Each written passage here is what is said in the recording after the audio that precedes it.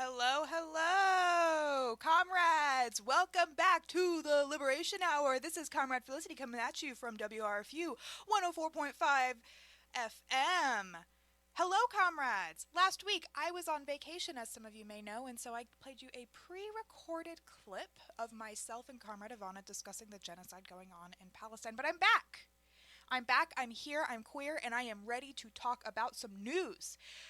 Later today in the episode, in about 30 minutes, I'm going to play for you the first half of my discussion with Comrade Isabelle from the Pacific Northwest region of the American Party of Labor on tenant organizing. If you're interested, stick around, take a listen, learn about some tenant organizing, and if you want to learn more, you can go ahead and listen to the whole clip uploaded to YouTube with this episode later this week. So, without further ado, let's go ahead and do the top of the hour disclaimer. WRFU is an open forum for the Urbana-Champaign online community. Views expressed are those of the speakers and are not intended to represent WRFU UC-IMC. All right. We have a couple announcements first before we get this kicked off. All right. So first, school's back in session. Folks, if you are a student, if you are listening to this, there's a good chance that you are interested in leftist organizing. If so, reach out to myself, reach out to other leftist organizers on campus. There are plenty of us. We are looking for more people to organize together, to find people who want to make a difference, who want to push socialist values, and who want to create an organization with Marxist-Leninist principles. If you are interested, please reach out if you are a student, whether you are a student or not, but especially because I'm on campus every single day. So let's meet up, let's talk, let's organize together. This kind of ties hand in hand with my next announcement. Red Youth Rising will be launching any day now. If you don't know what Red Youth Rising is, it is an organization affiliated with the American Party of Labor. It is essentially, if you think of like other organizations that have like the Young Communist League and everything, we have the Red Youth Rising is essentially a very similar thing. We will be kicking off basically a welcome meeting for those interested in joining Red Youth Rising, and our main organizing focus will be around tenant organizing. So this is kind of the perfect episode to tune in, listen to Comrade Isabelle and I's discussion, and really learn about tenant organizing, what makes it so important, and why you should be doing it right now. All right, that brings me to my last announcement, Labor Talks. It is something I'm hosting at Channing Murray on September 24th at 6 p.m. Snacks are provided. Yes, it will be videoed. Yes, everyone's faces will be blurred. I cannot guarantee anonymity, but I can do my darn best. We will be talking Marxism-Leninism, how to organize, just an introduction, a discussion, a meeting. If you are interested even a little bit in organizing, please show up. I will be making an announcement every single week.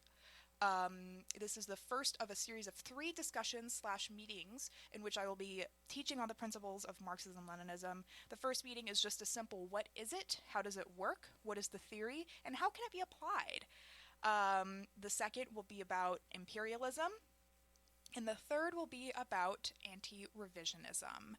So if you're interested, if you want to tenant organize, if you want to learn more about Marxism-Leninism, if you want to learn more about communist organizing in general, meet up. Let's talk, let's discuss. Okay, so that is our announcements for today. Now, what next? What next, comrades? I see that I have a climate update here, as per usual.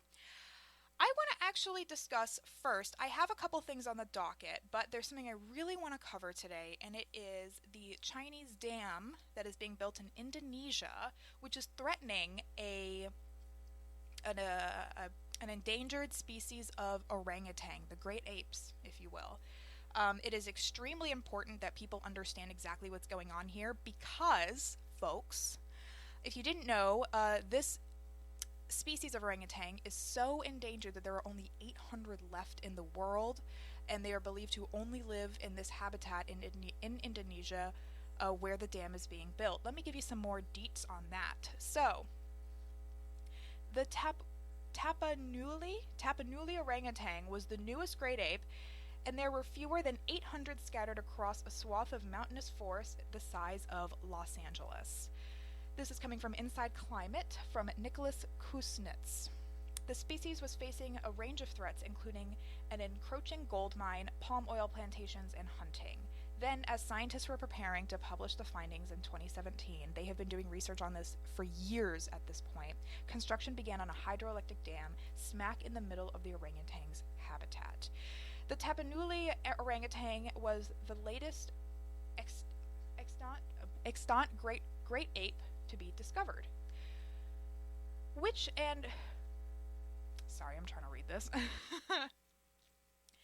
But given its extremely small population numbers and current and projected threats, it might as well be the first one to go extinct. Because there are so few of them, and because of this dam project and other projects that are trying to happen in Indonesia, this orangutan could go extinct. And you might be wondering, Comrade, how does this relate to communism? Why are we talking about this on the Communism Show? Well, this right here is imperialism. This is Chinese imperialism. This is how capitalism works, if you will. This is how capitalism destroys ecosystems, destroys people's livelihoods, destroys animals' habitats in pursuit of profit. If China was a truly communist country working towards communist ideals, they never would have put the dam here in the first place. They would have done more research. They would have looked into what wildlife will be threatened. This is not a good thing. While the hydroelectric dam will be supplying a lot of electricity to the northern region of Indonesia, it is also posing a huge, huge threat to these orangutans and to the wildlife at large in this area. We can see time and time again how, for example, palm oil, a huge ingredient in a lot of foods that we actually eat, when they uproot the jungle and they plant these palm oil, I don't want to say a garden, like a plant, basically. They plant a ton of them. They are destroying the natural ecosystem. They are absolutely destroying it. They are destroying the habitat in which lots and lots of animals and plants live. Some of them, like the orangutan, this is the only place they can be found on Earth. And it is extremely important that we not only make this world habitable for ourselves, but for other beings that also live here as well. This goes for really endangered animals, but also animals that are not endangered. You know, we can see the white rhinoceros, I believe, went extinct. And this is also because of, hunting. This is because of really terrible hunting and labor practices, which have not only destroyed these ecosystems, but have also destroyed the population for these animals. And so when we look at projects like this, it is extremely important that we not only advocate for against imperialism, but we also advocate for the beings and the ecosystem which lives there already. This dam project is also extremely deadly to add on to this. Indonesian police are investigating possible negligence in the death of a Chinese construction worker at the site of a controversial hydroelectric dam and the only known habitat of the critically endangered Tapanuli orangutan. Iman Zamrani, a local police chief in the project area of South Tapanuli district, North Sumatra province, said the workers had planned to carry out blasting in the area as part of the construction work, but before they could do so, the tunnel collapsed in 4 spots. This is from Mongabe, the dam project, reported on by Hans Nicholas Jong. Wong and other workers that entered the tunnel to install warning signs. Wong and other workers then entered the tunnel to install warning signs. Another section of the tunnel collapsed while they were inside, crushing Wong under rubble. Imam told local police, and he died on the way to the hospital, the police chief added. The tunnel collapse is the latest deadly incident at the site, with fatalities now at 16 since December 2020, prompting renewed concerns over the safety of the project. This article is from 2022. However, we can see that this dam project is not only destroying the natural ecosystem of the area, but is also killing workers. It is killing working people, and that is a non-negotiable. When people's lives are being put in danger to build something like this, we really need to take into account, why are we building it, and why are we building it here? If it absolutely needs to happen, the first thing that the Chinese government needs to be doing right now is ensuring worker safety. And considering how many people have died already on this project, they are not doing that. And we need to be calling it out right now. Environmental activists and scientists have flagged the area's susceptibility to landslides due to high rainfall and the hilly terrain and poor drainage, as well as earthquakes, with the hydropower project sitting near a known tectonic fault line. Once again, we can see that the conditions of this area are not suitable to be building a dam, and yet it's happening. Why? Capital, profit, that's why it's happening. That, right there. If the Chinese government actually cared about what was going on to the working people, if they were actually taking into account all variables that are present in this situation, they would not be doing this. If this was a worker-run government, if this was a worker, proletariat-run government, this would not be happening. Point blank. And even if it was, it wouldn't be happening here. If I totally believe that the people of Indonesia should have access to electricity, but there has to be a different way. There has to be a much more sustainable, much less dangerous way for this to go about. And also, I don't want the species of orangutan to die. I don't think I'm alone in that. They are beings too. We're not the only ones that live here. By endangering their entire species' existence, we are essentially saying we don't care about anything else that lives here but ourselves. And that's a completely unsustainable way to think. The entire reason this world exists is because of the natural ecosystems which keep it going. We cannot look at these situations and say, well, we have all of the power and all of the knowing, and the things that happen, well, that's unfortunate, but we continue to move on. What about the people in the area? Those ecosystems won't continue to move on. Just because it's not happening to you right where you are doesn't mean that bad things are not happening.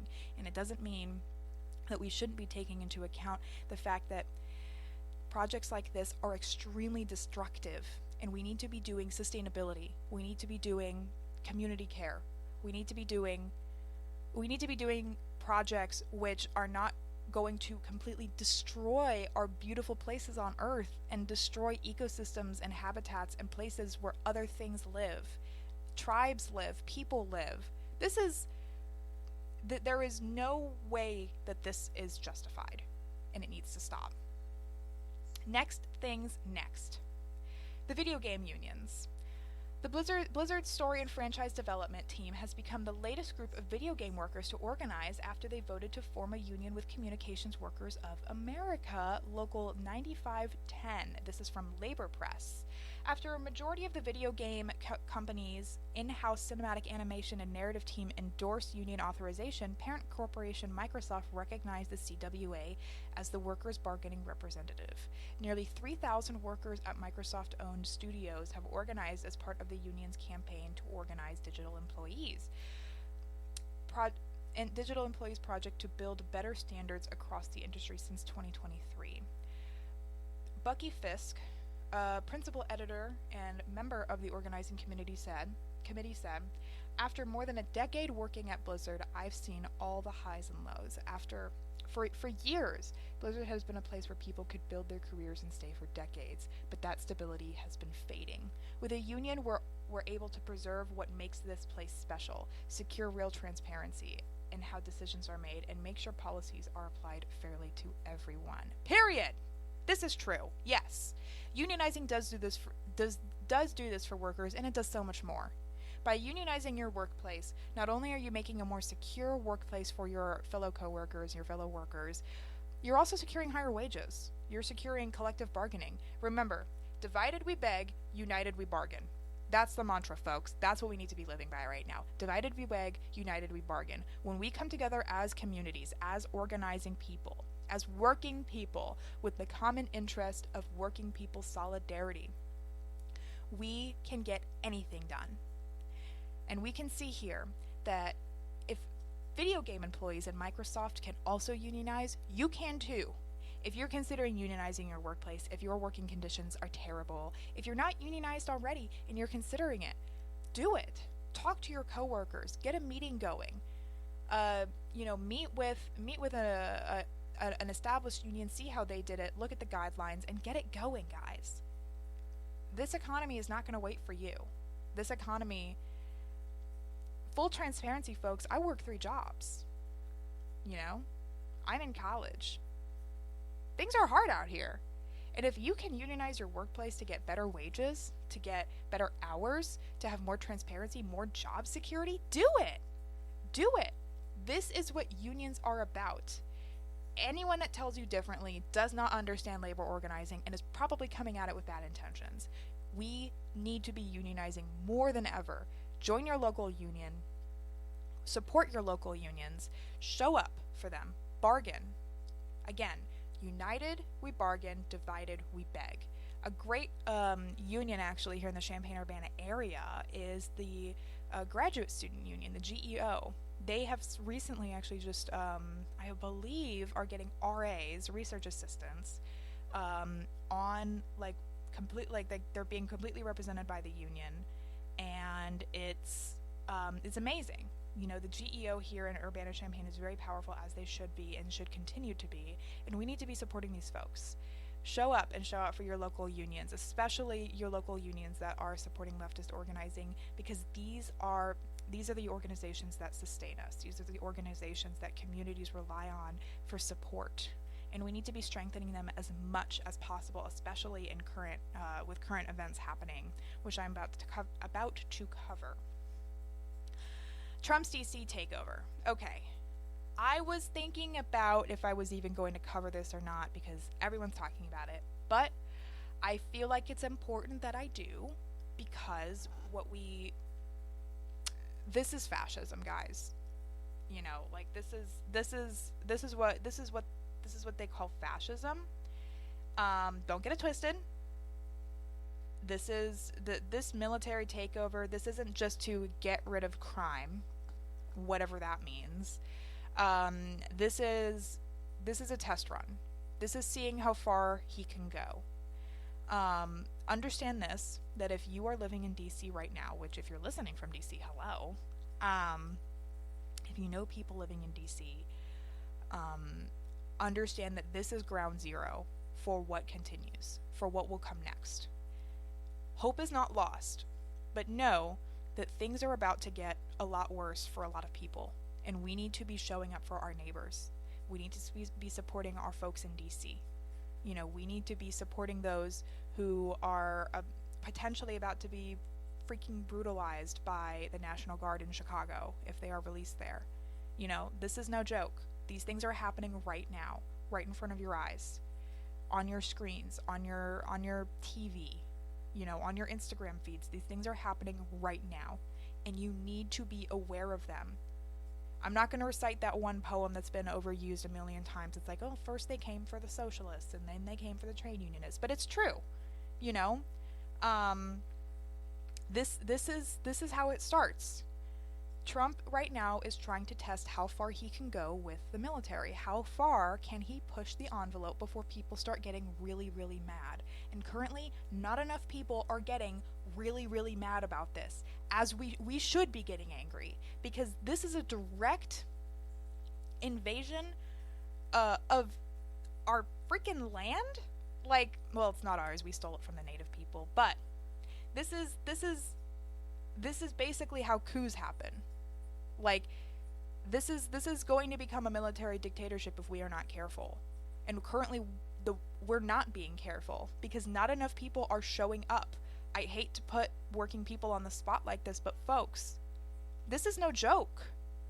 With the DC takeover, I'm going to talk about, I'm going to quote Associated Press by Steve Peoples. The Republican president is proudly promoting the work of roughly 2,000 National Guard troops in the city, loaned by allied governors from at least 6 Republican-led states. They're in place to confront what Trump describes as an out-of-control crime wave in the Democratic-run city. Though violent crime in Washington, like dozens of cities led by Democrats, has been down significantly since a pandemic high. Okay, here's the sitch. Here's the deal, folks. Donald Trump, Republicans, liberals in general, do not care about statistics. They do not care about the numbers. Even though Trump crime has been down. It does not matter. It does not matter because that's not the point. That is a cover for what he is actually trying to do, which is consolidate as much power to the executive branch as possible. This has been happening for years. This has been happening under Bush, under Obama, before them, Clinton, Reagan.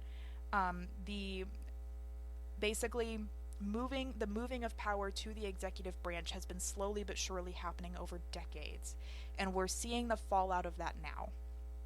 I'm going to read you a transcript from PBS News in which they discuss with a resident of Washington, D.C. on what's going on, the experiences of residents, and, how is this happening, So this is from PBS, and it's how D.C. residents feel about crime and the federal takeover of their cities. Residents of Washington, D.C. and the surrounding region are still adapting to life under federal control after the president seized authority over the city's police force and deployed the National Guard. Nearly 400 people have been arrested in the capital since the takeover last week, and today Mississippi and Louisiana joined a number of Republican-led states in sending hundreds more troops to the nation's capital. In recent days, our team has fanned out across the city to hear the team being PBS. To hear how daily life has changed and what residents make of the president's move. Hundreds of National Guard troops are now stationed around parts of Washington, D.C. and its iconic landmarks. Nightly checkpoints have become routine in some areas of the city. Okay. Jeff Levy, a Washington, D.C. resident, says, "We don't have some sort of crime problem that President Trump is describing. People do feel safe.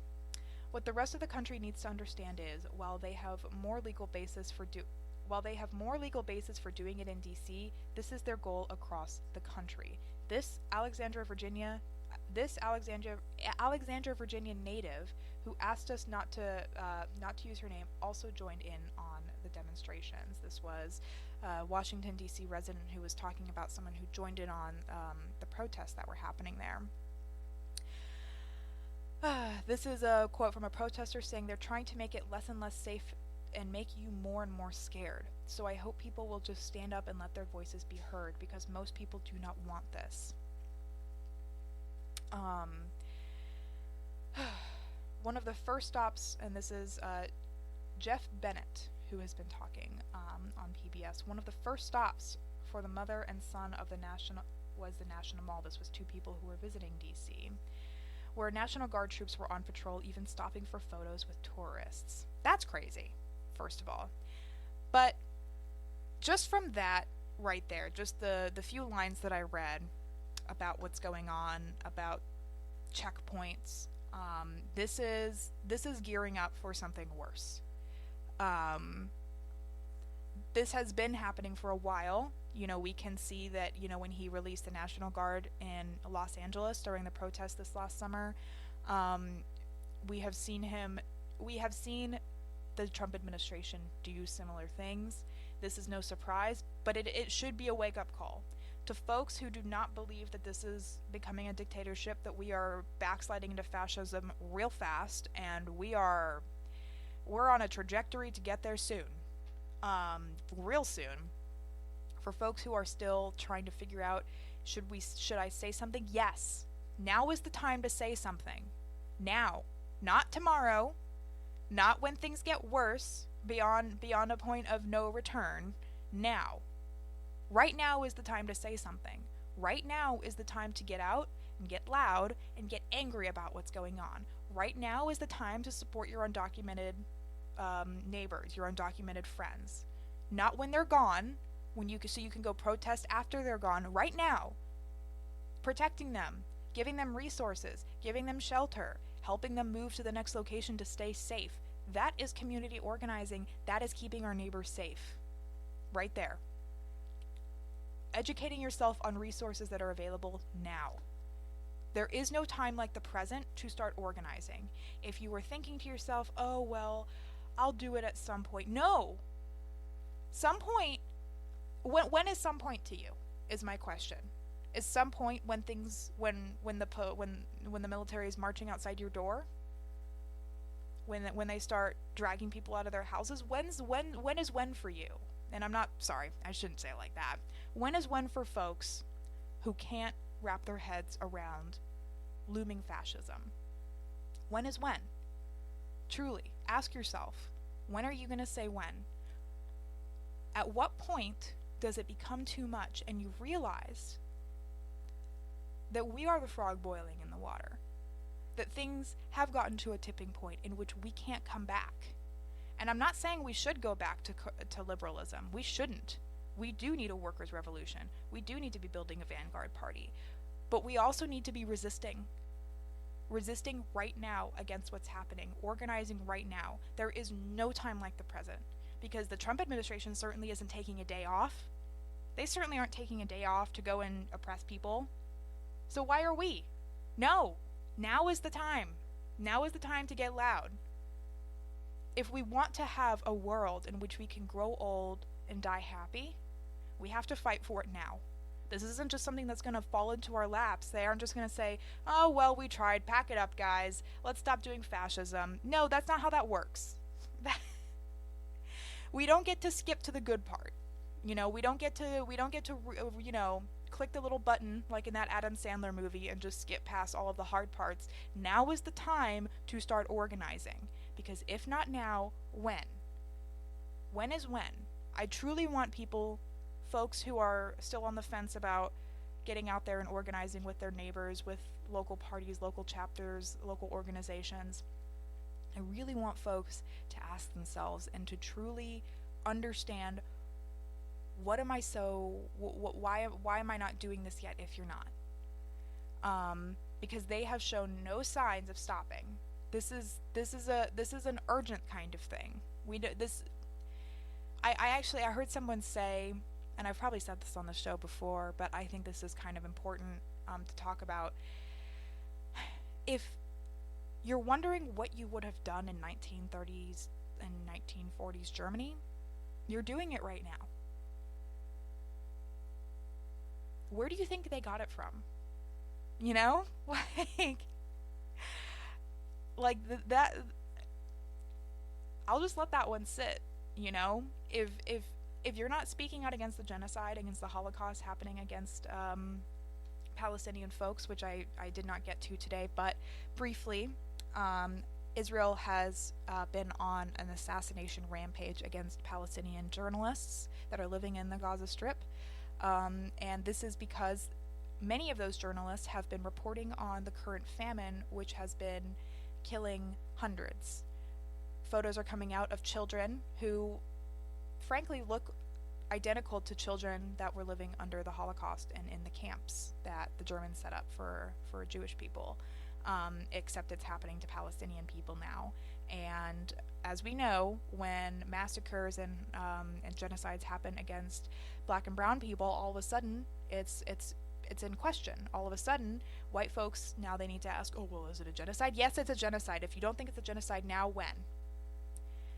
Is there a number for you on how many have to die for it to become a genocide? Israel has been targeting journalists specifically because they are reporting on the famine. Specifically because they are reporting on the genocide. Because the only way that these photos are getting out, Israel's not letting in other media. The photos that are coming out are photos from journalists living there, who were already living there. Israel is not letting people in to report on this, because if they did, Israel would no longer be allowed to exist after the atrocities which has been carried out in the name of Israel. So on that note, we're getting to 7:30, and I'm going to go ahead and start playing the first half of my discussion with Comrade Isabelle on tenant organizing. For folks that are interested in learning more about it, please stick around. Listen. If you want to listen to the whole discussion, it'll be posted on my YouTube channel either tonight, tomorrow, or sometime this weekend. It depends on when I have time to edit. So, folks, let me go ahead and play you the first 30 minutes of my discussion with Comrade Isabelle Bernardini from the Pacific Northwest, in which we discuss tenant organizing, tenant unions, and all that fun stuff. So take a frickin' listen. Hey, I'm Isabelle. I'm an organizer with the American Party of Labor. I'm based in Portland, Oregon. I've been with the APL for a little over 4 years now. And I do a lot of organizing in the anti-war movement, and surrounding working class issues. So primarily working class youth and tenant rights. Awesome. Um, Oh, go yeah, ahead. Yeah. Do you have anything else you want to add? no, I'm good. Yeah, okay. So I think the way I want to get this conversation kind of started is just discussing like the idea of a tenant union and like what makes it different from a labor union, what makes it similar to a labor union, why is it an important thing? Because I think a lot of people really don't understand what tenant unions are meant to do and how they're meant to protect tenants. Even though like there's so many of them out there. You know what I mean? Totally. Yeah, Yeah, go ahead. Yeah. so a tenant union is a pretty similar concept to a labor union.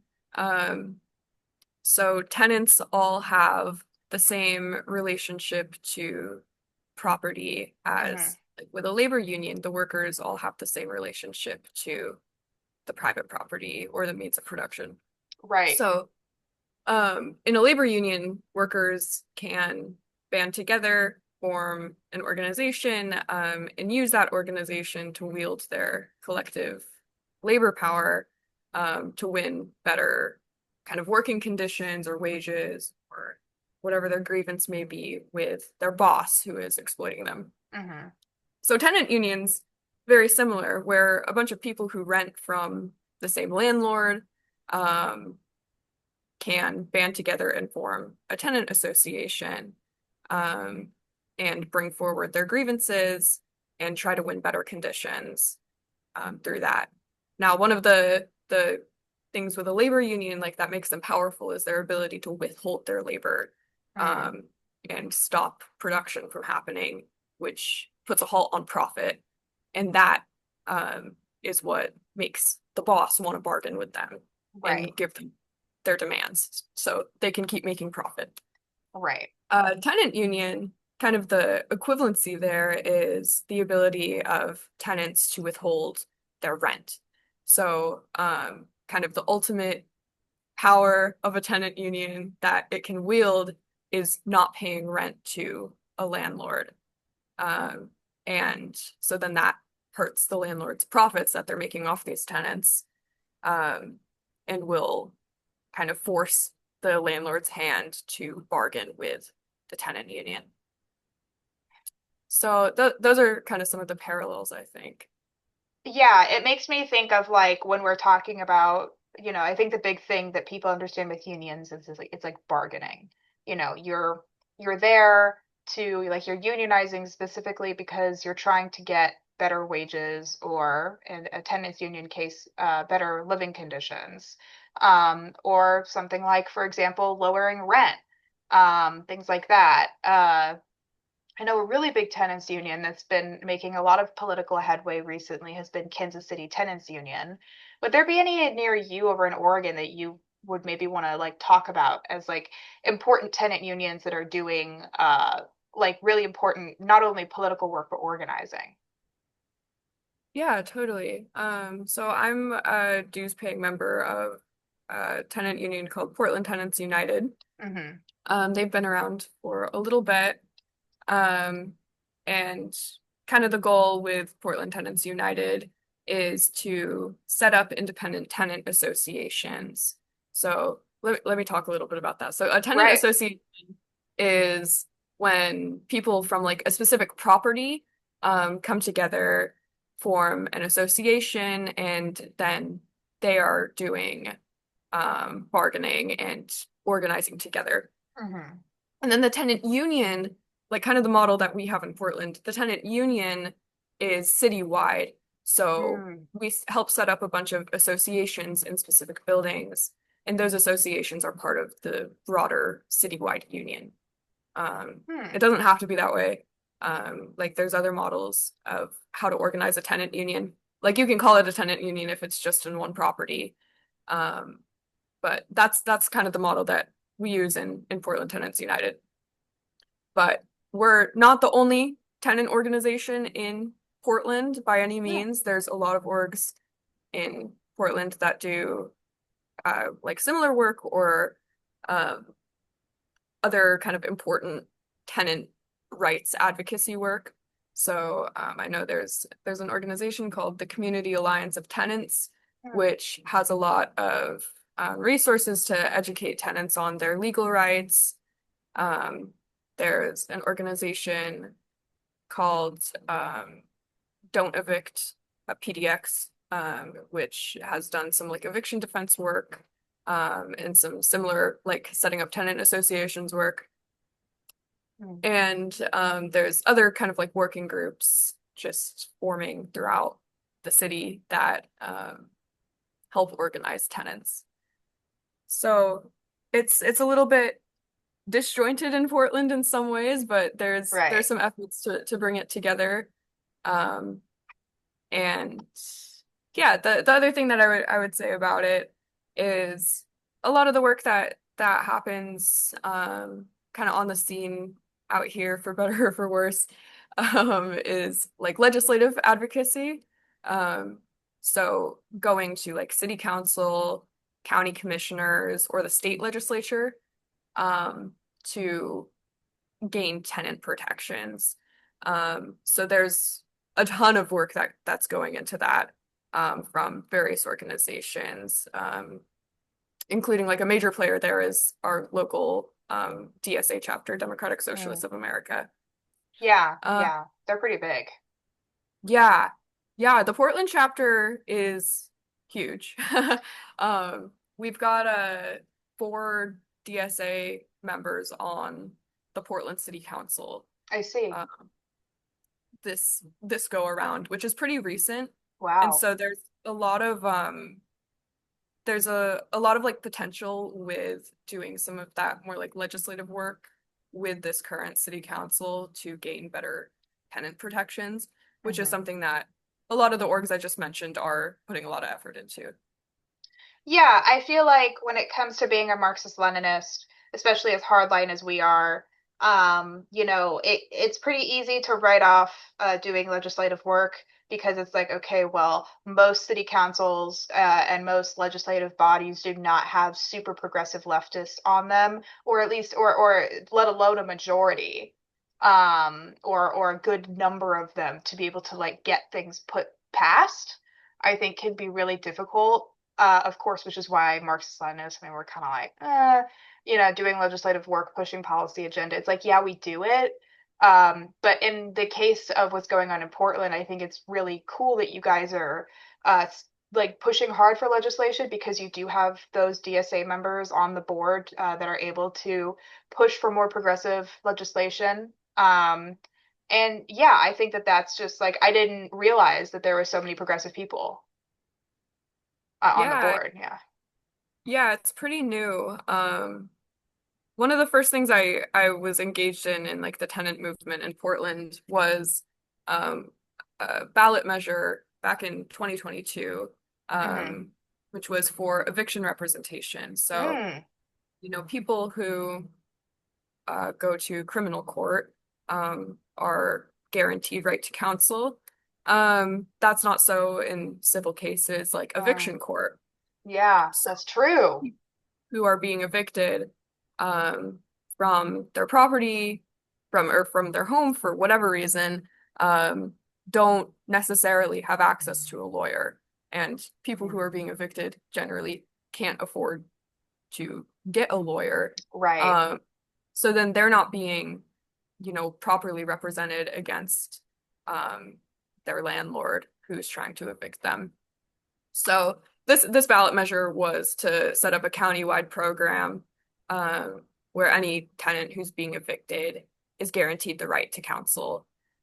And there was the Oregon Law Center was one of the partners for this, and that was kind of the ballot measure. Now, the ballot measure in 2022 failed, and it kind of Mm. failed spectacularly. Um, Wow. in terms of the vote that was held on it. Um, and a big reason for that being the Portland Metro Business Council.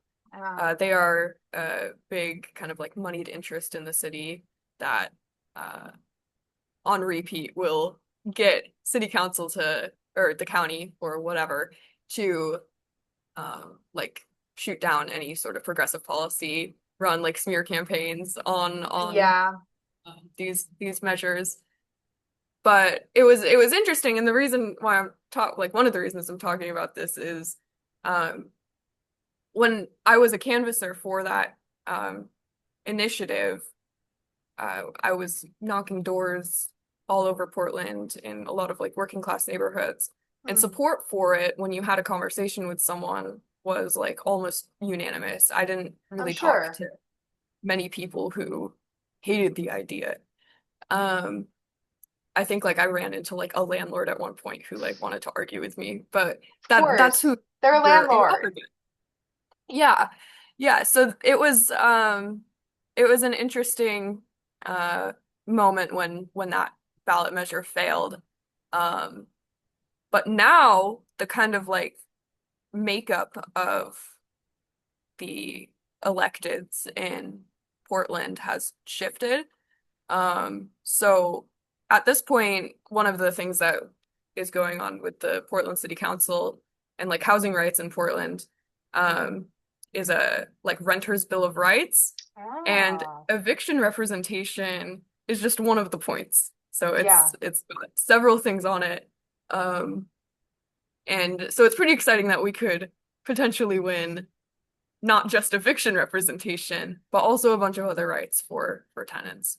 Which would Uh, be like huge, especially like because landlords, of course, as we have seen multiple times, like many, many times with people living, renting, landlords have absolutely no problem with displacing someone if it suits their best interests. Um, just leaving it up to them as like to be good Samaritans and not kick someone out because they're late on rent for a month or there's something going on. You can't trust them on that because they're not going to. It's not in their best interest to do so. yeah. So it's really awesome to hear that there is a tenant's bill of rights to ensure that these people, because like I rent, you know, and like I would love to be represented like that, to have my like ensure that I have rights in case something happens because I work 3 jobs, like if I lose one of my jobs, like that puts me at risk. So, yeah, that's really amazing to hear. Yeah, yeah, exactly. And that's one of the reasons why the tenant movement has kind of had a boom. It's coming out of COVID. So many people were unemployed, didn't have income, and were still expected to pay rent. Mm. Um, and rents actually went up. So, um, Yep. people, in order to not be evicted and not become homeless, organized. They started to organize. Um, And that's how a lot of tenant unions that are still successful today were kind of born. Um, Yeah. so those kind of crises of capitalism really bring people together to organize and win better conditions. Yeah, no, I would say like that's like right there, like a crisis of capital. Like when of course because these things are inevitable because that's just how capitalism works. And we can see with tenant unions that when tenants are represented by a union, when they actually have the ability to organize and do those kinds of things. I mean, I've seen it especially with again Kansas City Tenants Union. They're huge and they have like shirts, they're super well organized. People are involved, and they have won so many, so many fights against these landlords who just like don't want to give people living like good living conditions.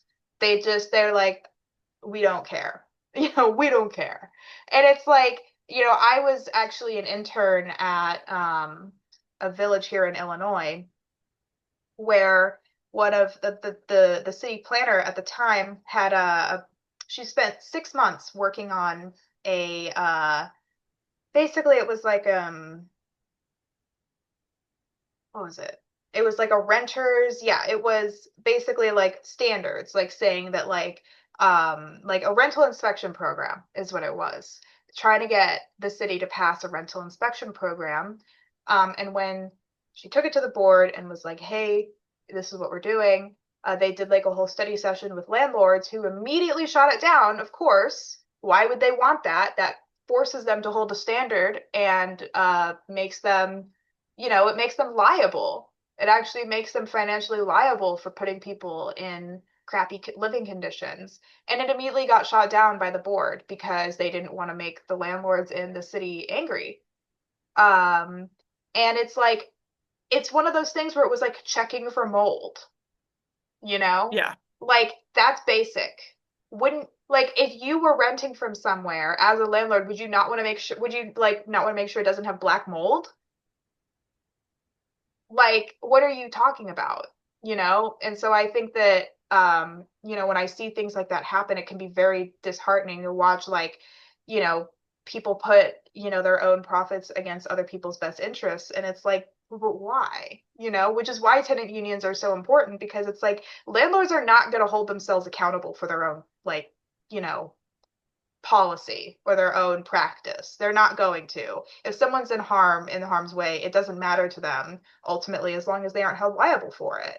And yeah, like that's like one of my own anecdotes from, having, worked in a city and seeing that happen at the legislative side. Yeah. Yeah, no, absolutely. Landlords will absolutely not just give better living conditions as kind of owners, like as part of like the owning class. Um, there's there's always someone who, like, whenever I talk about housing, there's someone who's like, oh, my landlord's awesome. I live in great conditions, my rent's not too high. Um, I feel like I have a good relationship with my landlord. Right. Um, I hear that a lot. I hear that from people who, when I go like on a canvas, they're like, oh, I just need to move somewhere that has a better landlord, rather than like organize against the landlord that they have. But even like in these situations where people have like a quote unquote good landlord, um, who maybe doesn't let black mold grow in their unit. Um, the kind of like relationship between the tenant and landlord is still an exploitative one. Yeah. Um, and that landlord has class interests opposed to the class interests of the tenant. So then on like the policy scale, in the greater kind of like class struggle, the good landlord is still kind of on the other side of that from the tenant. And when I say it's like an exploitative relationship, what I'm talking about is rent payment in exchange for housing, which housing Right. is a human right. Um, Paying for housing to a landlord who is profiting off of that, that's exploitation um, of the tenant. The landlord is exploiting the fact that you need a house, Housing. you need a place to live. Yeah. And taking your money, um, usually at absolutely absurd rates, um, is that's exploitation.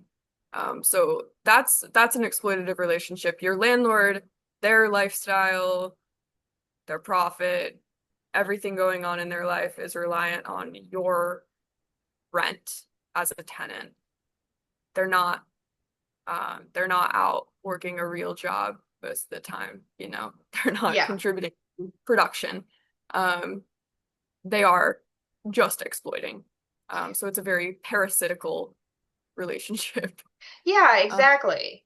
And I think that like what you said, talking about like it being inherently exploitative, like landlords being, like you are trading, like it's like when we talk about like unionizing and like labor, we're saying you're, like you are exchanging your work for wages. It's like and then you're exchanging your wages for housing, which is a human right, which should just already be given to us. We shouldn't have to pay for something that we need. And when you introduce that relationship, it creates, as you said, a dynamic in which those of us who are renting, who are having to pay to these landlords, once again, it is an exploitative relationship. Even if your landlord's nice to you, like that's like reiterating that point, Isabel, is I think like you made a really good point there, because like I had this experience myself where, my landlord, the agency I rent through, they're nice people, like they're not trying to actively, they're not out here trying to get me. But at the same time, like I had a problem paying, not even a problem, it was just like a glitch in the system that for some reason my rent didn't go through last month. And they were like, yeah, we start sending out eviction notices by the 15th. And I was like, whoa, I have always, first of all, paid my rent. Second, you would just evict me like that for 1 month, which I have, like, you saw in your system, it just glitched. Even then, even if it hadn't and I couldn't pay, they are so willing to, boom, you're out. You're done. There's no like, hey, what's going on? Like these people don't care if you lost your job, because ultimately what they want is your money. And if you can't give that, someone else can, you know? And so it's why we need a union, because I'm like I said, I'm working 3 jobs because my actual full-time job, I got cut a bunch of my hours got cut. So I had to pick up 2 other jobs to supplement that, because I also work odd hours. And so I'm out here, with all these different jobs trying to sort out my life. And all of a sudden I get a call saying I'm about to be evicted if I don't pay my rent. And it's like, how can anyone live this way? You know? Yeah. Yeah, and that's that like relationship between like your employment being threatened by your boss and then your housing being threatened by your landlord. Like that's how so much of the American working class is living their day-to-day lives. Yeah. Uh, and yeah, banding together those people who are in the same sort of position and have the same interests that you do. Um, that's part of forming a tenant association or a tenant union. And I Yeah. think you'd be surprised. I mean, maybe not you, Felicity, but maybe some people would be surprised at how easy it can be to talk about this with people. Um, Yeah. so, like, so many people are experiencing things similar to what you just described. Um, and so when I go door knocking for a tenant union or for a building campaign, um, usually what we talk about is like, hey, I heard from your neighbor that they're experiencing XYZ issue. Like their hours got cut and they can't afford rent.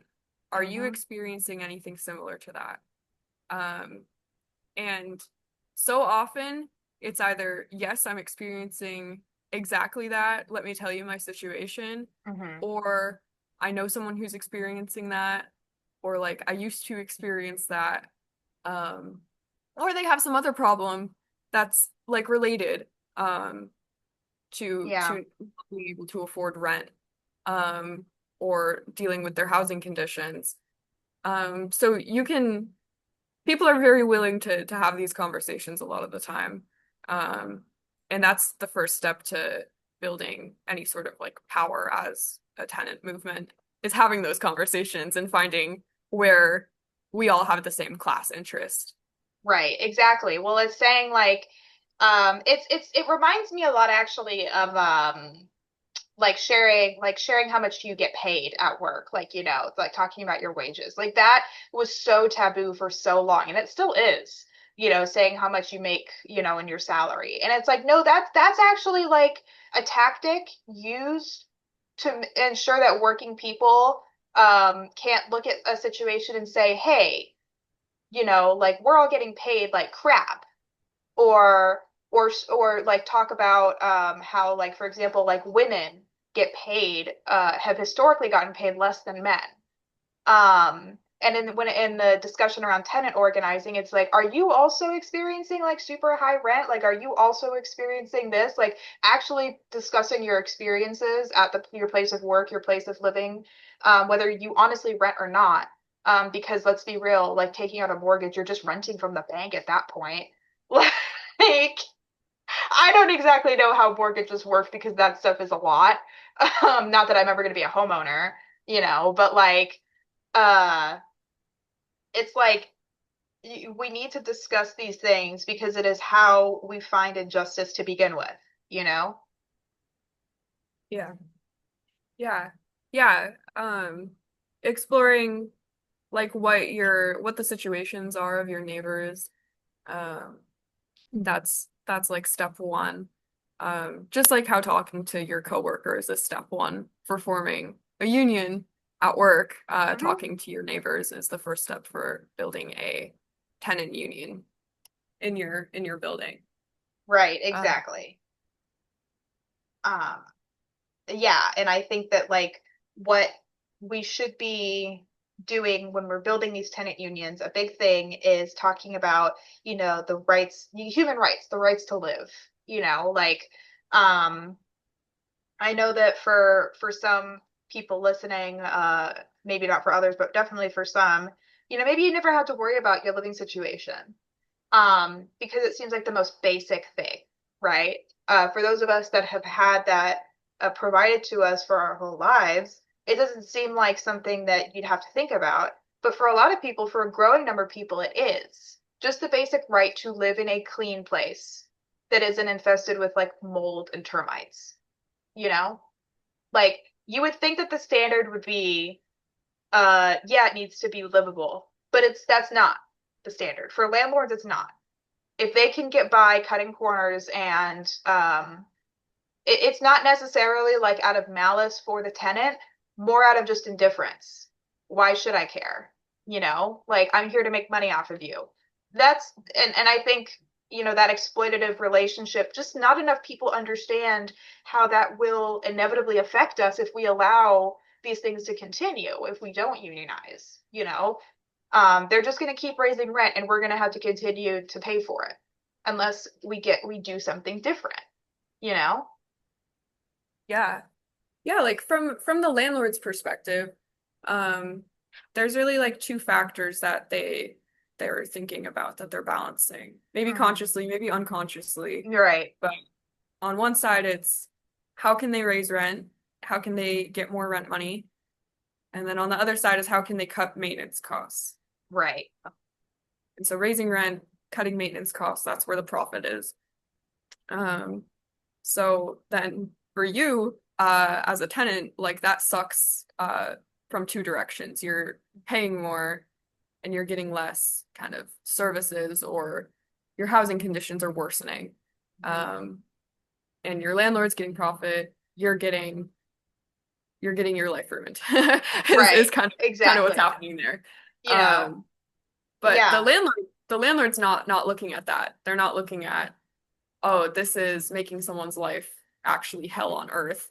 Um, this is just making the numbers in my bank account go up, Mm-hmm. um, and giving me more capital to go buy other properties and do the same thing to more tenants, or use this capital to, start a business, exploit workers. Um, there's that option as well, um, or Yeah. fund political campaigns against progressive policy. Those are the Yeah. things you can do with that profit or that capital. And I kind of like what you're just saying there, I think is important. Something I just thought of actually is I really want to dispel this idea that becoming a landlord is like now like, oh, it's passive income. No, it's just exploitation. You're just doing exploitation for money. You're not, it's don't like, I think I've heard a lot of people say who are like, oh, I'm interested, maybe I could, we could flip houses and then, you can rent them out and that's just passive income. And it's like, okay, I need you to stop being so capitalist brain for a second and look at this from reality, especially people who have rented or are renting and still see this as like, oh, it's just passive income. It's not. It is in the sense that, like, yeah, you're making money off of this person just living there. Yes, it's passive income in that way, but reframing it as like, this is first and foremost exploitation of of a human being. That's what it is. It is exploitation. You are trying to basically say, I will give you a place to live as long as you pay me, as long as you give me the sum that I ask for. Um, and, I've heard this from people who really do not understand what it's like to be a working person, or people who do and see themselves as someone who could one day become a capitalist. You know, um, understand that this is first and foremost exploitation of human rights. I think that's really important to push, not just this economic side of like, like it's just profit, it's exploitation first. What would you say about that? Yeah, I mean, I like that framing of like it's not passive income, it's active exploitation. It's active exploit. Perfect. Yeah, it's active exploitation. And it's a very, I'll say that's Marxism is when you're following where that money is coming from. You're not just saying, oh, it's money that's just falling in my lap out of thin air. Um, that money is coming from tenants who have to pay to live. And where are they getting their money from? They're getting their money from wage labor. So a capitalist pays a worker a wage, and then that wage is just going to a landlord more broadly or to other capitalists through other things that tenants have to buy, workers Mhm. have to buy to survive. Um, Yeah. so we have this like flow of money coming from labor, um, like uh, and workers get Mhm. a wage which is not the full value of their labor in the first place. But then that wage, that money from that wage is going back to the capitalist class, Mhm. um, back to this class that is going to further exploit workers, further worsen those conditions, um, and keep this kind of cycle going. That's capitalism. That's how it functions. Yeah. Um, And yeah, and like that's like I think that like just understanding those basic principles, because again, not a lot of people actually know this. Not a lot of people understand the basic idea of exploitation, because people are again so capitalist brains that they think, oh, it's just passive income. You're moving up in the world. It's like, no, like you said, Comrade Isabelle, it is just active exploitation. It is just the active exploitation of someone in the class lower than you, um, so that you can make money off of them. Basically, it's not it's not just transactional. You're actually ruining a person's life. Like that's what it is. As someone who rents, um, I am lucky in that I have a landlord who I rent from an agency that has like maintenance people that come and do work, and they're very nice and they're great people and everything. But like that's not the standard.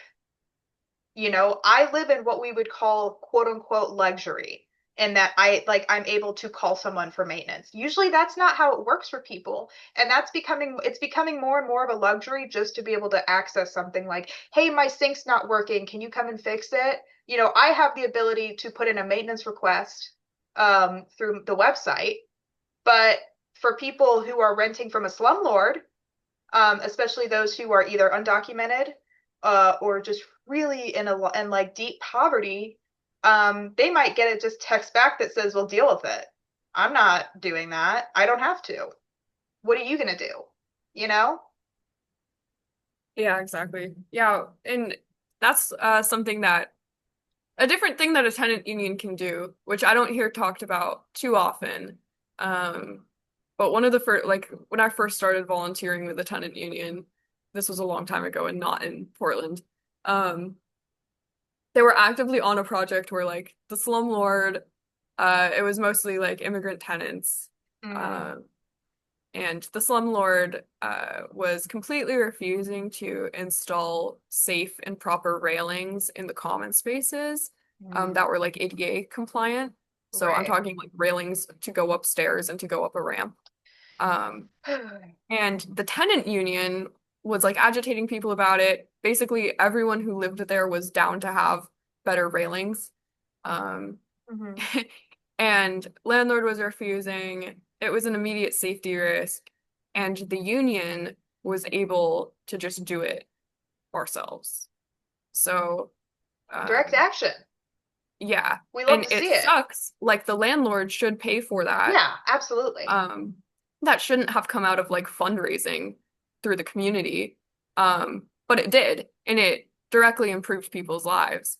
So that's something else that like a tenant union is able to do when it's well organized and it has broad community support, is like make these direct changes to people's lives, like direct aid. So that's not like the main function of a tenant union, but that is something else that can come out of it, is you can help each other out in like a direct material way. Which is like larger organizing. I would even call that mutual aid, honestly. I would call that a form of mutual aid, especially because it's like like, you know, I've done a lot of research on mutual aid. That was like the premise of my last film, and like kind of a part of the premise of my first film that I made, is the discussion around mutual aid and what it is and like why we should be doing more of it. And, you know, one of the big things with mutual aid is like the state is not going to come and save us from our living conditions, our material conditions, you know, and our landlord is not going to come and save us from those because they are the ones actively putting us in that situation. And so that's when it becomes up to us, as just the people, to come to each other's aid and help each other out and do direct action, because that's how we get things done. And that's not to say that the landlord shouldn't still be held liable for not doing ADA compliance, because they absolutely should. But it is to say that, you know, we don't have to just be on the side of like trying to get someone else to do something for us. If it is possible, and it can be well implemented, direct action should be considered as a way to support our neighbors and our friends and our unions. Yeah, that's right. That's right. The the like property management, the landlord, they're not interested in helping you, kind of like how a capitalist state isn't interested in helping you. Um, it's interested in its increasing its profits. But as the working class, we have interest in our living conditions and our working conditions. So that interest can be used to help each other out. Um, so yeah, I agree that that's kind of how we can do like mutual aid, how that can kind of function with a tenant organization. Yeah, and so I think the last thing that I really want to hit on and discuss today when it comes to tenant organizing and what makes it so important, and this idea of like collective bargaining and ensuring that like people's human rights are preserved, um, is the organization Red Youth Rising, that we're starting up. Did you want to talk about that today? Yeah, so uh, Red Youth Rising is the name of a organizational project that myself and Felicity and some other comrades in the APL are working on. And this is a mass organization for working class youth. Um, and one of the issues that is facing the working class youth in the US is housing. No one can afford a house. No one can afford their rent. A lot of people can't afford to even move out of their parents' house. Yeah. So the first kind of campaign, or I guess big organizing project for Red Youth Rising as an organization is surrounding tenant organizing and getting young people engaged in the fight for tenants' rights. And doing that through supporting existing tenants unions, existing tenant associations, and also starting up tenant associations in our communities where there isn't organizational representation yet. So that's an organization that's going to be open to the entire working class youth who agrees that exploitation is bad, basically. And we all want to work together to create a stronger tenant movement and really establish the youth movement as a good place for tenant organizing work to get done. Yeah, I think More that details soon. oh, more details coming soon, guys. That's like it's been liftoff has been interesting, definitely, because we're very grassroots from the ground up, which I think is extremely important when we talk about unionizing and organizing. I am a strong and firm believer in ground up organizing from the bottom up, doing finding collective organizing interests and bringing people together to do that. Because especially with the principles of like democratic centralism and understanding, how we can do this in a very organized fashion. I think that a big myth when it comes to leftist organizing is it's just completely disorganized and there's no principles because most people don't know what leftism is and don't know what Marxism-Leninism is. However, that is the complete opposite. When it comes to things like we have a whole document, outlining our bylaws or our rules and regulations and everything to being part of the organization, and like actual goals and things that we like want to accomplish in our different chapters and nationwide. And when it comes to organizing around Red Youth Rising specifically, I've kind of talked about it in my show here and there. I've made a few announcements that it's happening. You don't have to be like a college kid or like a high schooler. You can be anyone who's like under the age of 28, is it? Under the age of 30? 30. 30. Yeah. You could be out here organizing, it's between the ages of 15 and 30, 14, Something like that. something like that. Organizing around collective action, and actually in making a difference. And in Red Youth Rising, something that I really admire about our comrades that are all working on it is, if not all of us are renting, we are all experiencing the same material conditions and we recognize that, which is it's hard I think to get that through to people. Like, we're all in the same boat, you know what I mean?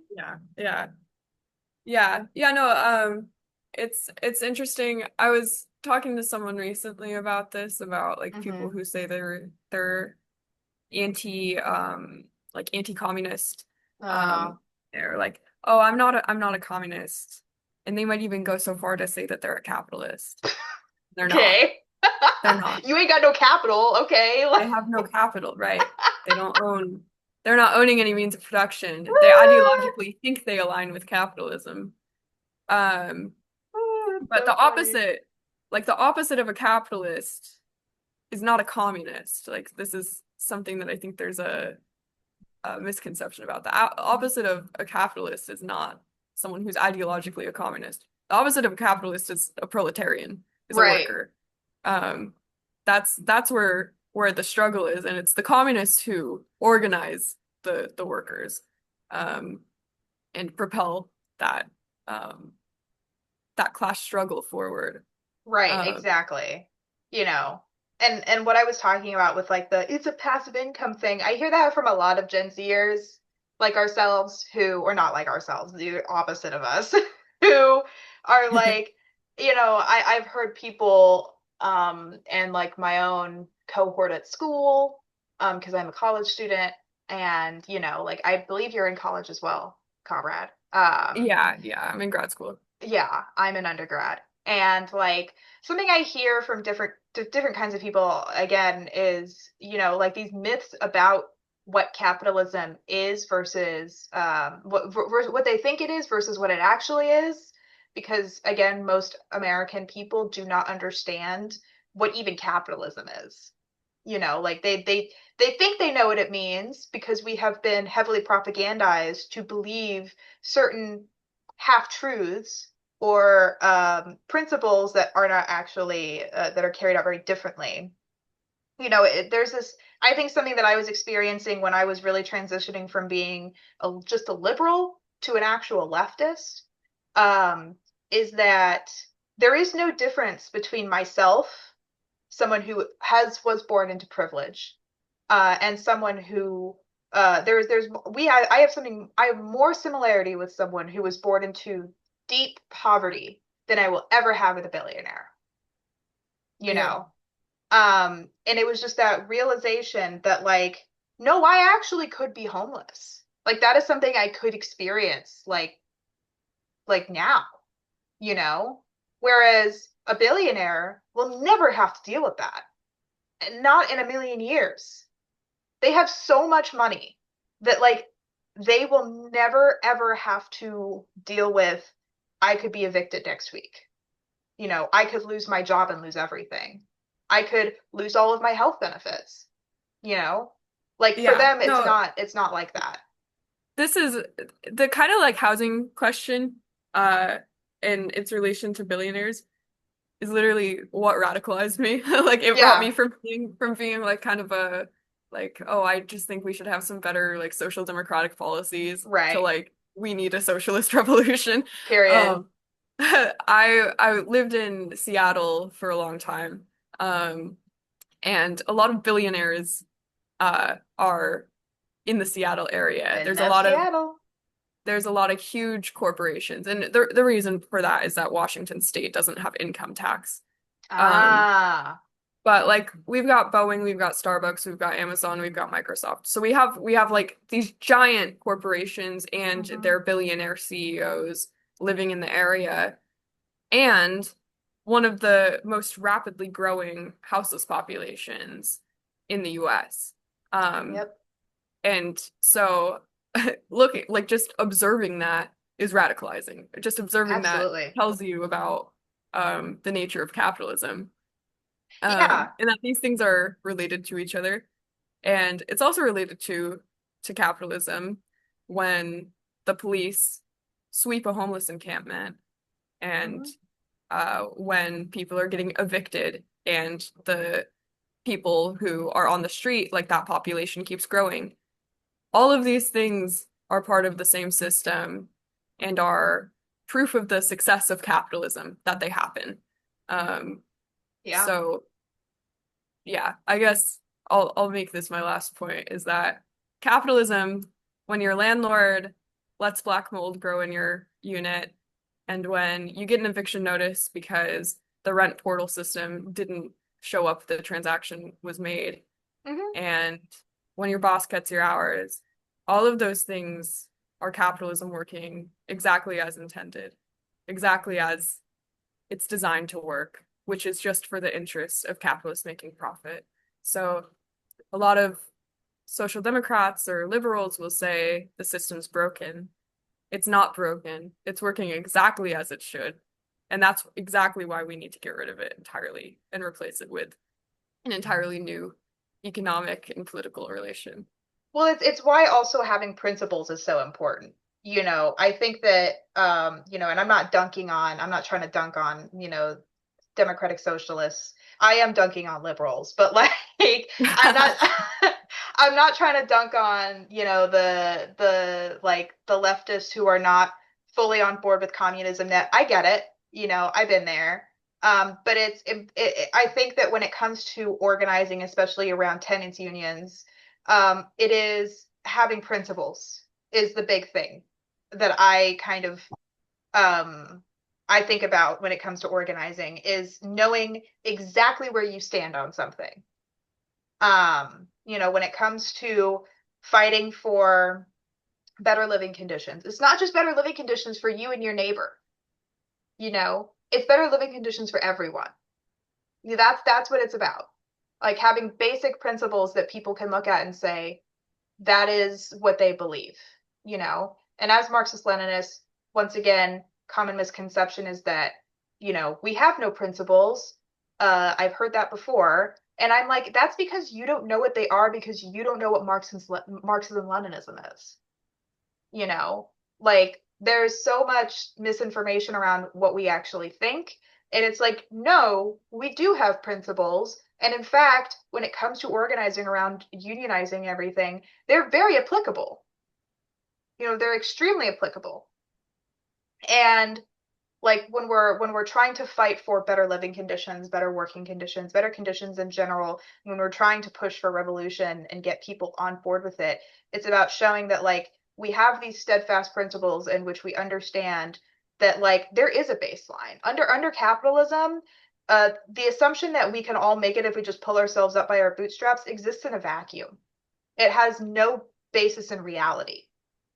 Um, and in fact, us as communists, we have to be extremely honest about what material conditions are right now, which is not good.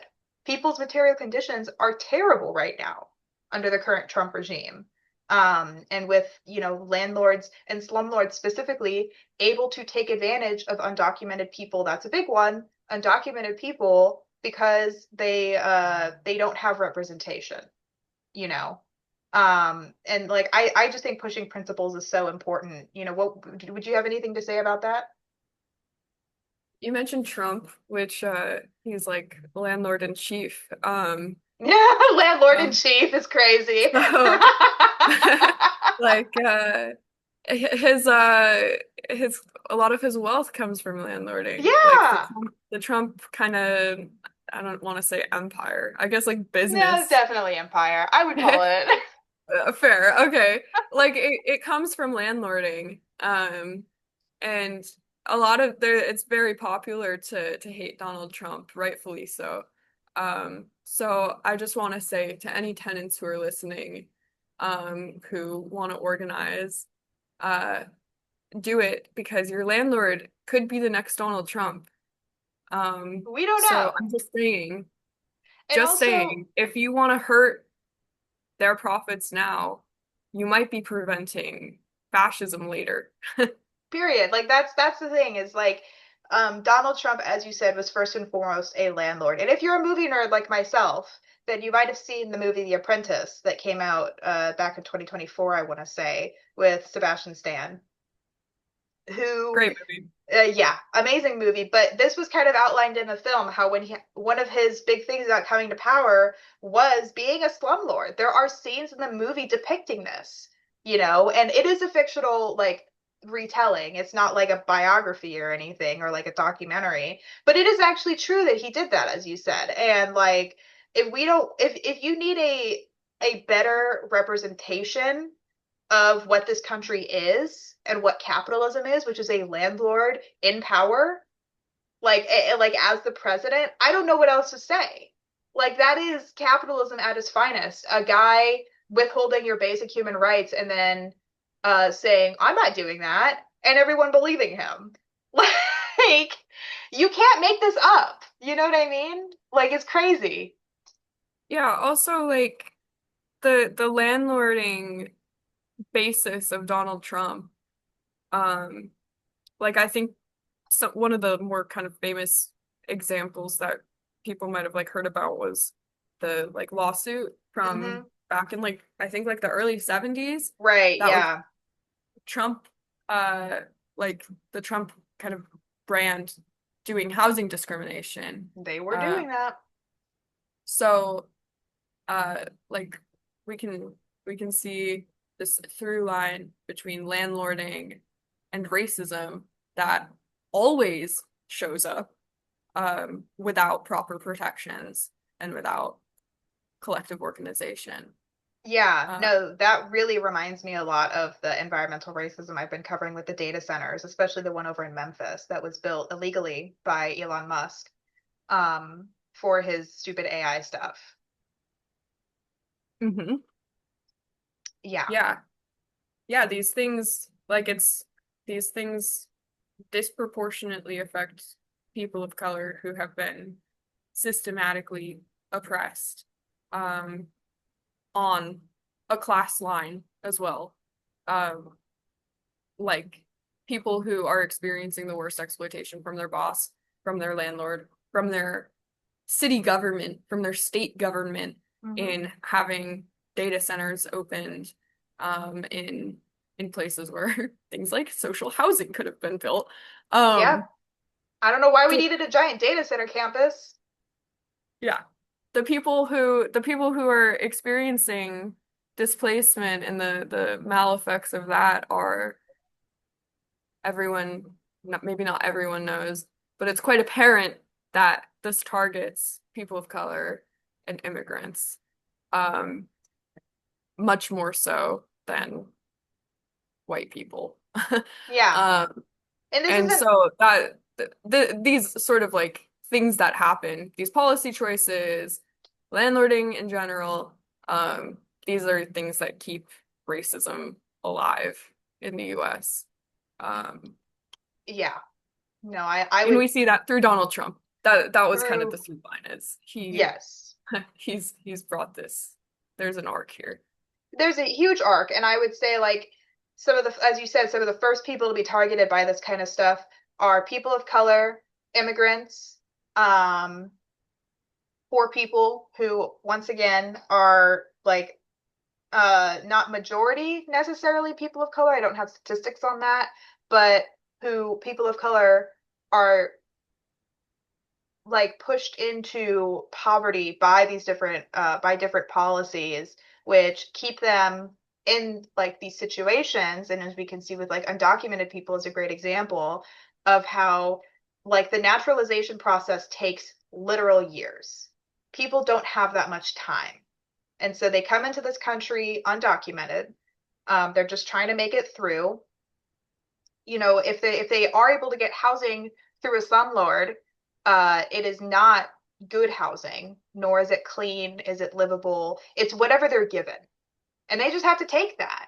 And if for those listening, watching who think that, oh well, that could never be me, you know, like I come from good means. Yes, it can actually, absolutely, it can.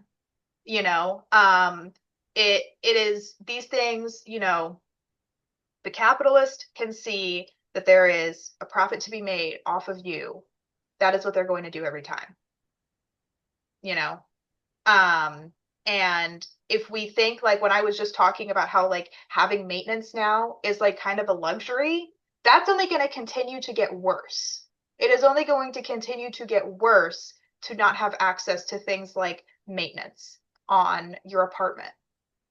Those things become more expensive. If a slumlord can't afford that for whatever reason, maybe they shouldn't. Maybe they should go out and get a job. You know, maybe maybe they should go out and get a real job. They're just not going to pay it because why should they? If especially if they live in a city like the one I was describing at the beginning of the show, where there's no regulation on them, doesn't matter. You know, like it's one of those things where it's like if you think it could never be you, unless you're Elon Musk listening to this right now, which if you are, I hate you.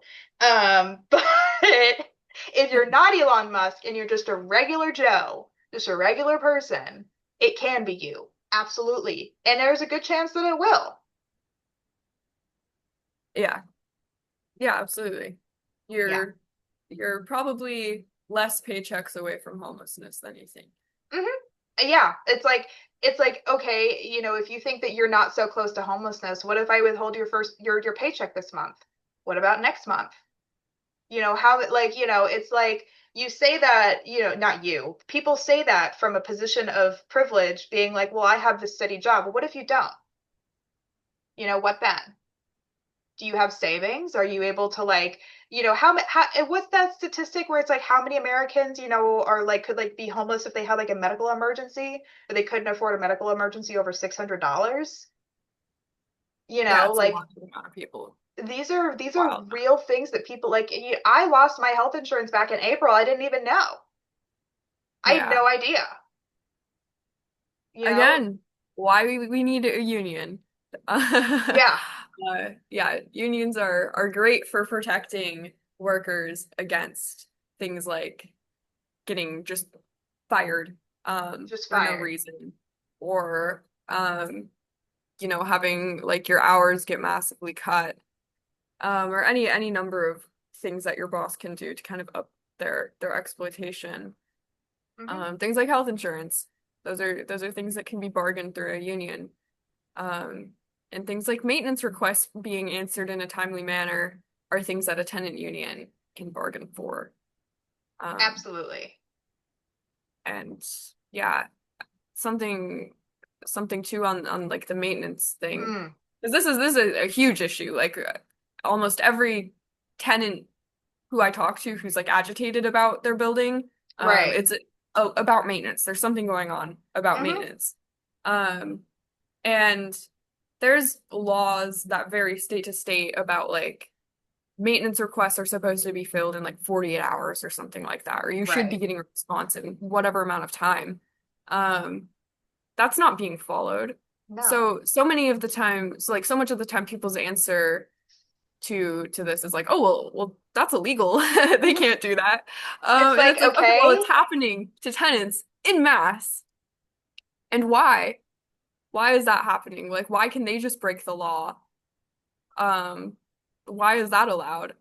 Uh, and that's because we live in a capitalist system and the yeah. system is serving the capitalist landlord class, not you as a That's the tenant. Yeah, that's what makes me really irritated at people sometimes is when they're like, "Well, that's illegal." Well, no crap. I can't say shit. Well, I'm gonna have to edit that out now. Well, no shit.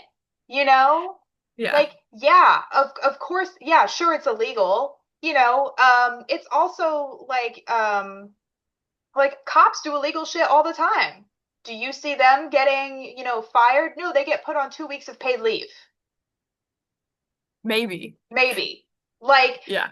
there are so many things in this world. It was illegal for Donald Trump to not pay property, like to not pay taxes when he was building Trump Tower in New York. Is he in jail right now? No, he's the president of the United States. Like, it doesn't Right. matter. And especially if you're a rich person, those kinds of like laws are just suggestions. They're just like, oh well, like I could just pay my way out of that. You know? It's like Exactly. yeah, it may be illegal, but the process of going to court, the process of like holding them accountable can be more expensive than the actual situation at hand. Yeah. Um, and it becomes this estimation of is it worth taking my landlord to court over this thing they didn't do because I'm going to end up paying all these attorney fees. There's no guarantee I can even win. You could get a judge that sucks. You could get a judge that's Exactly. like, oh well, screw you. There's so many different steps in the process that are it's meant to be a process which is accessible. Or no, it's not actually. No, it's not. It was never a process meant to be acceptable. What am I saying? Like that's Yeah, yeah. No, like, they try to sell it to you, like just go through the proper means. Like if mhm. your landlord's breaking the law, like report it to the county, report it to the state, whatever. Um, But like it's like wherever the law is. they're understaffed too. They're probably not going to Yeah. get it to it if they do for like 3 months, you know? Yeah. On a different campaign I was working on, I heard that like the Oregon Bureau of Labor and Industries has like literally one person on staff who handles complaints for One the state of Oregon. One. One person? What are you supposed to do with that? And look, that was a couple years ago, and that was something I heard from a contact. So that's a disclaimer in case Right. But still, someone knows something else. But like absurd, like low levels of people who handle these complaints. And that's intentional. That's mhm, intentional. it's very intentional. That's So crazy. One person? That's yeah, yeah, and yes. I worked in housing actually. I when I was living in Colorado, I was going to community college. And I thought I wanted to be a social worker, so I decided to go and work relief staff for I will not name them, but it was a nonprofit who provides shelters and housing, or like it's like basically a nonprofit that has like shelters and they operate shelters. And so I was one of the staff that was supposed to be there when the social workers couldn't be there, to just maintain everything. Um, and not only was the pay not enough for what I was dealing with, and I didn't hardly get any training on how to like deal with the situations I was dealing with. But you would see the same people back in the shelter, and I know a lot of liberals will say, "Oh, well, that's because of their own actions and their own choices," and it's like often no, actually, a lot of them would end up back in these shelters once again because rent went up. You know, maybe they're on Yep. a stabilized, maybe they're on a rent stabilized program that helps them pay it over a certain period of time, or provides like helps match so that you don't have to pay the full rent. But those programs don't last forever. Hmm. You know, someone maybe they hit a break, they get a full-time job, they're able to find housing again. That's great, awesome. Now let's say rent goes up $300. They get their hours cut at work. That happened to me, you know. My rent didn't go up, but I've gotten my hours cut at work at all different kinds of jobs. And now you're scrambling. And it's like if you were already starting with like no money, um, because you're at a shelter, so there's a good chance you probably have little to no money to your name at that point. And even if you do, it's probably not enough to be able to find stabilized housing, because a lot of these landlords also require you to be able to pay like what, 3 months worth of rent. You have to like have that much money already. Yeah. Yeah. Or like income has to be 3 times Yeah, it's the income. your rent or whatever. And Yeah. this is kind of like intertwining the idea of like wages are not going up, but rent is going up. So it's Hmm. like, how am I expected to make 3 times my rent when wages haven't gone up in how many years? Exactly. You know? And it's like, I live in Illinois, so I live in a more progressive state, even though our governor is literally a billionaire, but whatever. Doesn't matter. It does. But like, you know, Pritzker, like a big thing is like, you know, we're meant to be more progressive. So at like even my most minimum wage job, unless you're a server here, then you get paid like $9 an hour, which is actually criminal. But over here you can get paid around $15 an hour. Over in Denver it's 16, but I digress. Anyway, um, and I'm like, okay, $15 an hour working full time. That's not enough. I did that. When I was an intern, I worked 40 hours a week at $15 an hour. That paycheck alone did not cover my rent at all. Right. You know, Right. it was less than my rent actually. Um, and so I had to keep my full-time job that I already had before going into that internship, because I was like, oh no, I still need to be able to like eat, you know, like, Yeah. Yeah. um, but like that's this is what it is. It's like you can't afford you're expected, all of these expectations from landlords are put on us to pay them. But if we hit a problem, all of a sudden, oh well, sorry, off to the shelter, bye. And it's like now you're at square one. So for someone who is homeless in Denver, being able to get back on your feet is extremely hard to do. Even if you catch a lucky break, housing costs in Denver are still extremely high. It's like Yep. $1,600 for a one bedroom. I don't know what it's like in Portland, but it's bad. It's pretty much the same in Portland. And Yeah. I live in technically rural Illinois, and I still pay over $1,000 a month for my rent. Yeah. You know, like it's these things that people who are maybe relatively comfortable don't realize that like, no, this is sneaking up literally right behind you and you don't even see it. You know, like you could just be unlucky. You could get in a car accident.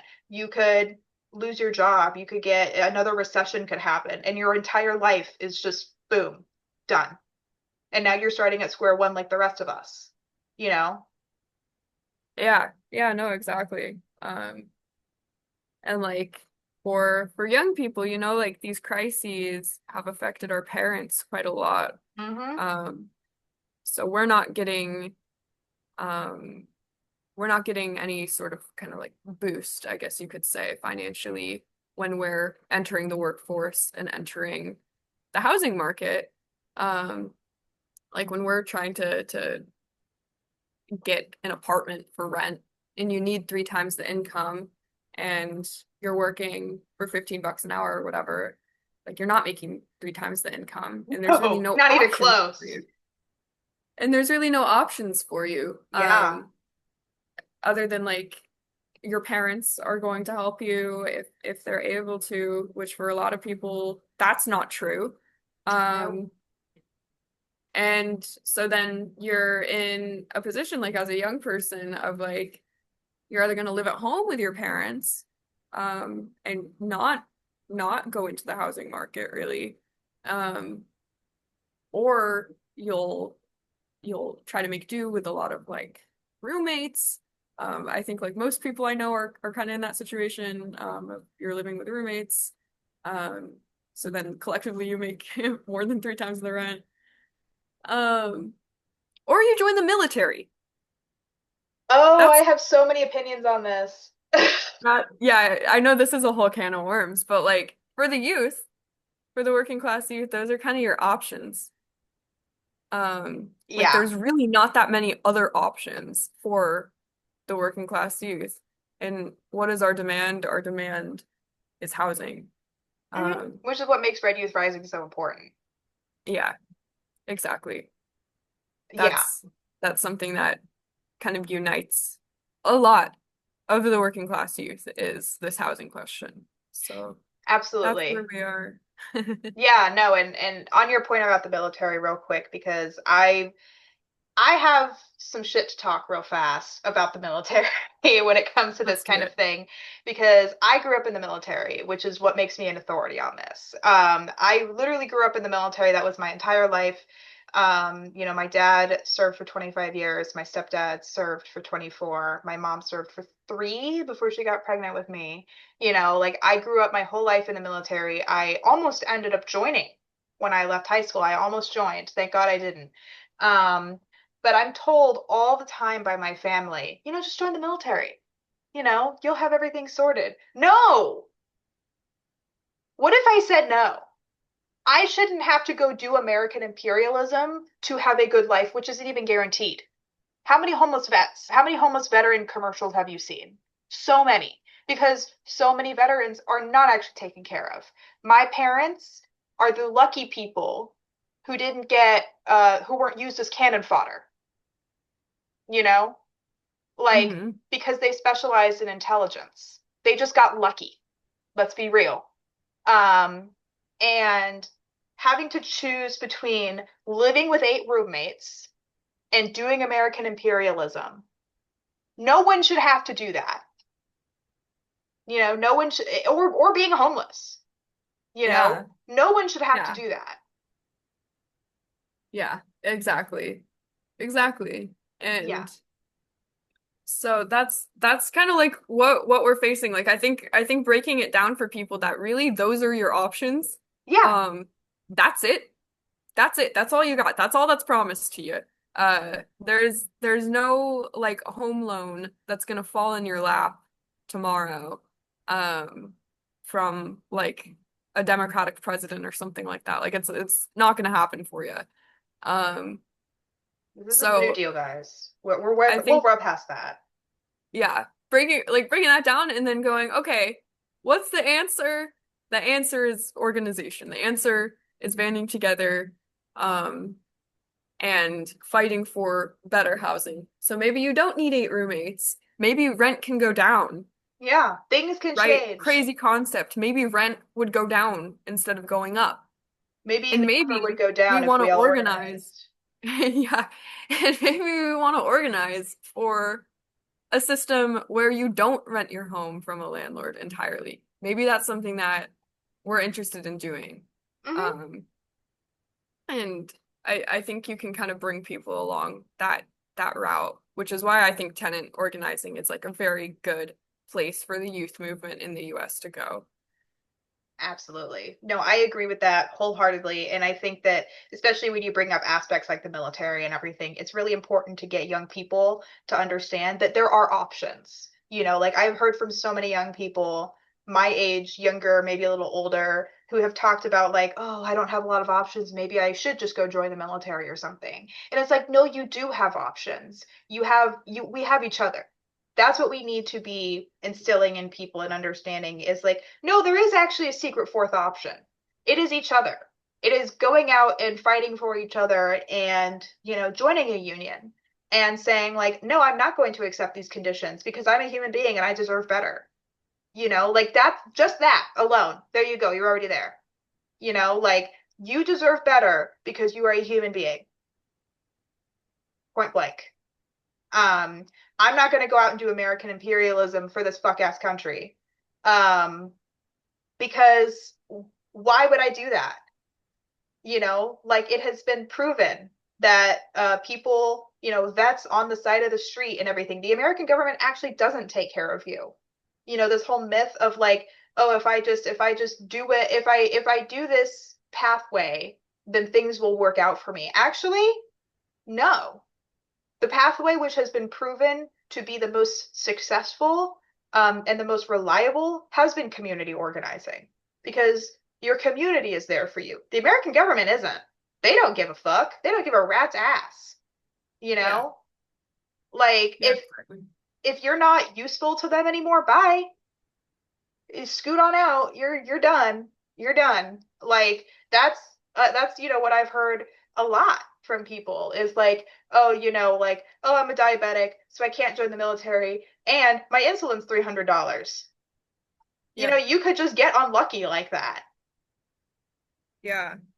Yeah, and you know, the price of like should the price of housing or the price of like education really be joining the war machine?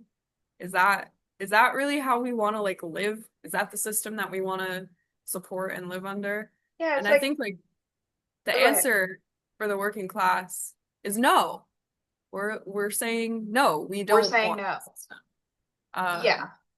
We want something else actually that represents our interests, lets us live with dignity, and actually isn't just propping up the interests of capital via like the bombing of other countries.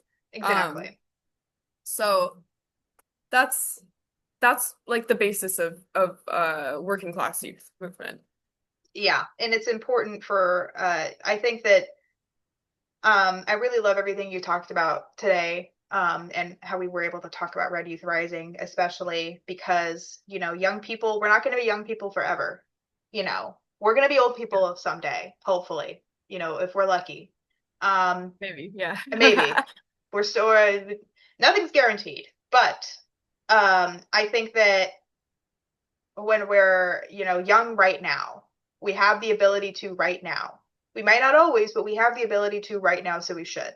You know, we should organize. We should be going out there and fighting for each other, because, you know, wages aren't getting any higher. Rent is. And you know, like, I don't want to join the war machine. I don't want to sell my soul to a company who doesn't care. You know, like I want a fruitful life, as I think most other people do.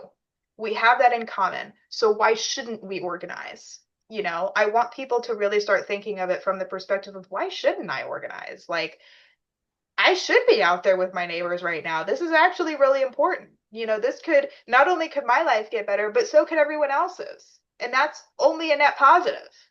You know, Yeah.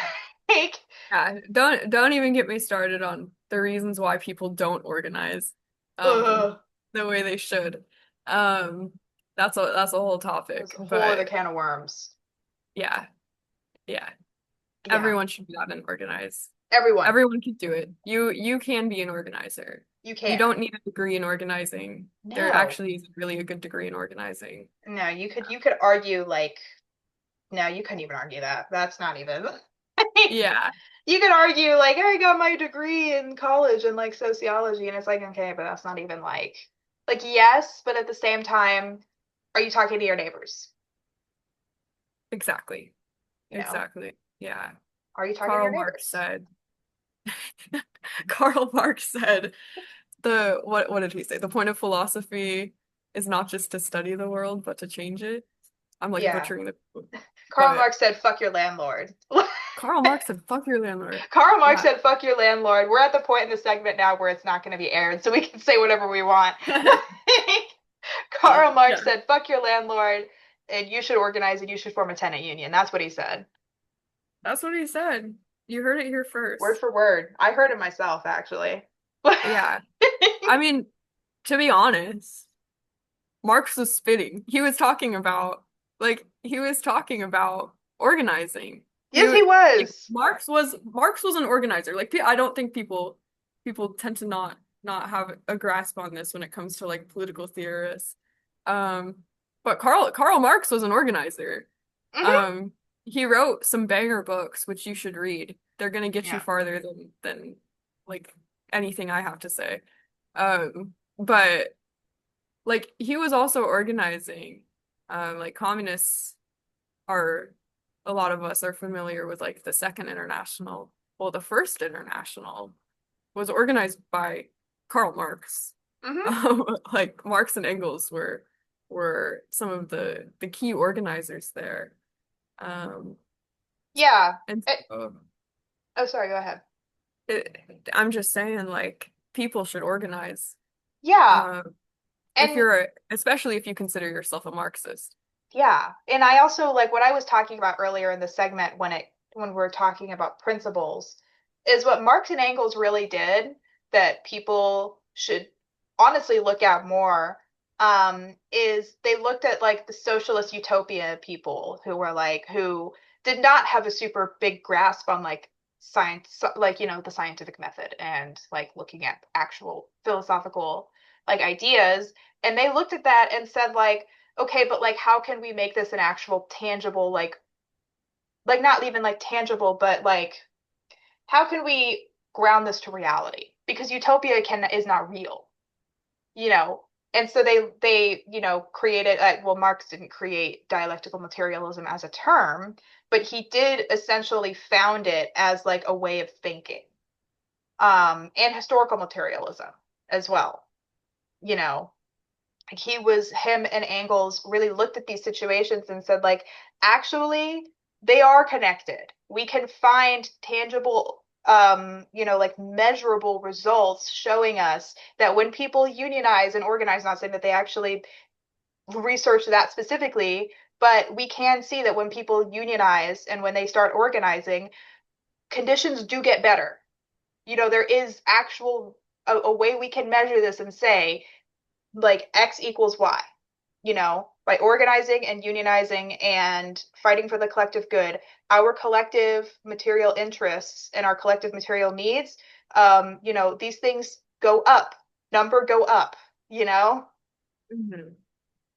Yeah, we have common class interests to organize around. We have Yeah. common class interests to organize around. Um, and that's the thing that really builds like a bigger movement than just like unionizing a workplace or a building, um, or just starting an organization, is like that kind of class solidarity and unification of people who have the same relation to the means of production, to capital, um, and are experiencing what is ultimately like the same form of exploitation, um, in the form of like wage labor.